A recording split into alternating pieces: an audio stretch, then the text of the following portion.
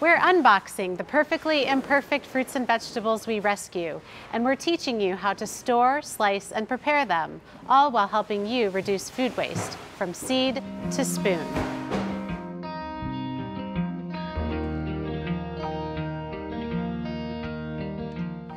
One of the more confusing items that we include in our produce boxes is the pomegranate. We get a lot of questions about how to cut those open. So we asked our friend Chef Douglas Katz to show us his method that he uses in his restaurants.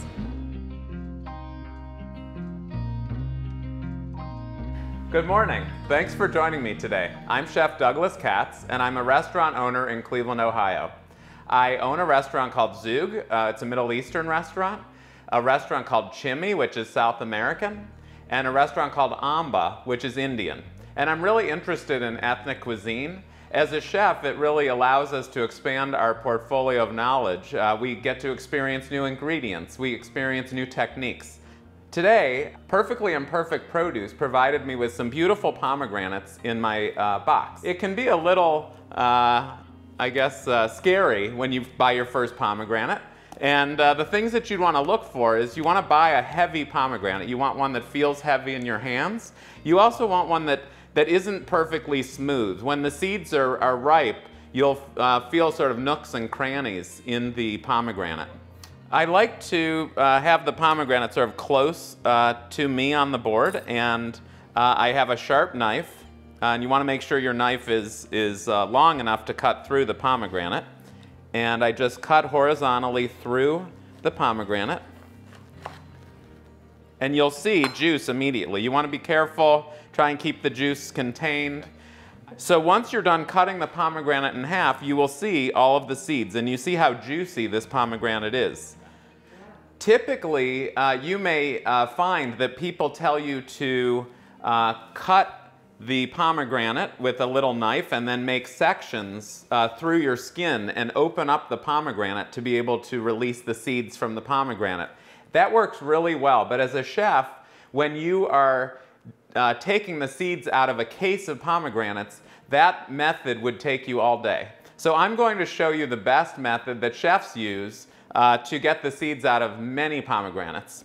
And it's sort of a fun process as well. And I like to use a deeper bowl as opposed to a wide bowl. And I have a large sort of kitchen spoon. But really, as long as you have something that you can pat the pomegranate with, that's what you want to use. Once I have cut my pomegranate in half, I want to put it into my bowl with my hand and just rest my hand on the bowl. And then I just start hitting the pomegranate with the back of my spoon. One reason you cut it horizontally is to expose all of the seeds. If I cut it the other way, you would not be able to use this process. And I would just put these into a small bowl and put them in my refrigerator.